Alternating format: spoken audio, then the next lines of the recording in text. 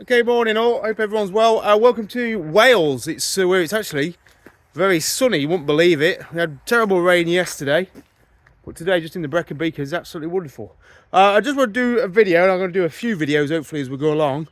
This week we're doing the ACT, the Adventure Country Tracks UK. I've got 10 riders and a van, and a backup van. So the idea is we're going to do 5 days of riding, which involves about 20-30% of trails, and go from Brecon up to Snowdonia, across to Isle of Man, and then around Isle of Man, back into Heysham and across to Whitby. It's a route that's been put together by a conglomerate of adventure companies, and then it is available to download. You just have to pay for like a £10 membership. So it is a route that you can openly go out and do yourself. It's all GPX and things like that, and there's ones in Greece and other parts of Europe, Portugal, etc. So this is just a UK one. I just thought, well, I'll put a trip on where we've got a van and a bit of assistance, a bit of backup, and see what happens. So we've got 10 riders. Let me show you their bikes. See if you can see. So we've got a good mix. Typical Dorothy Speed Shop event. We've got a CT125, a Monkey.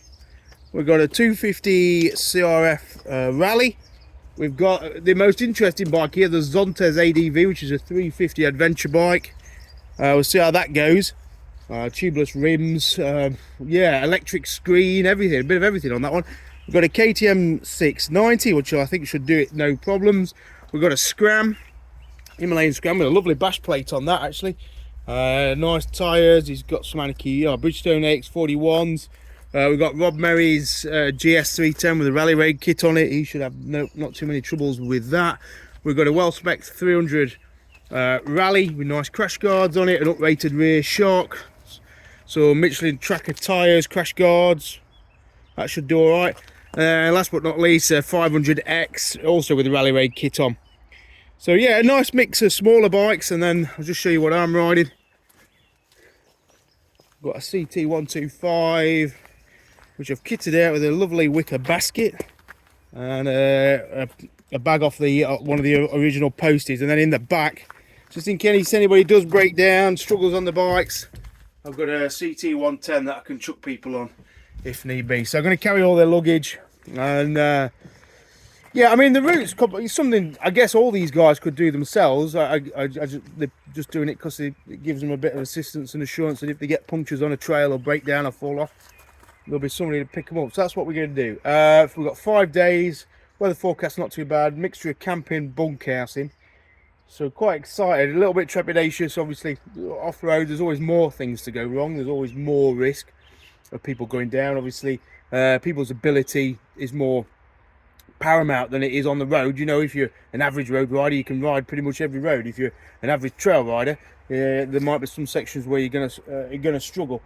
The beauty of the ACT versus say the TET is that it's been designed for larger bikes, and the promo shows like the GSs and the Tenere 700s and the Pan Americas riding it. So I think it's certainly easier than the TET. So for guys who are maybe a little bit lacking in confidence and maybe a bit of skill, I think it should be all right. So we'll see how we go. I'll do some updates. I want to make it slightly more practical, so an update as to how it's going and what we've learned as we've gone along. So for here, I booked us into the YHA with Brecon Beacons, which actually is a great stop. It's a little bit west of the starting point, so it pushes people a bit further west than maybe ideal. I was thinking in future, if we do it again, you'd maybe camp at Dom's bike stop in Leominster and stuff, and then you've got a short distance west to get to the start of the trail.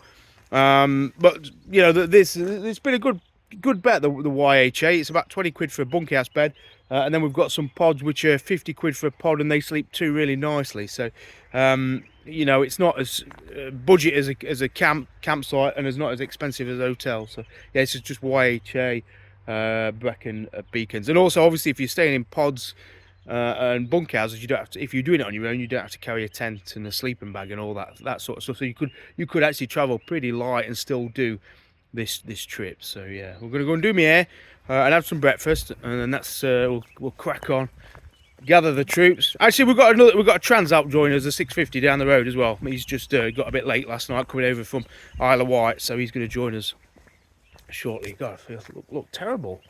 I'm going to have to put the beauty filter on. I think it's looking a bit rough and ready this morning, and but yeah, looking forward to the ride. It's going to be good. All right, cheers, bye.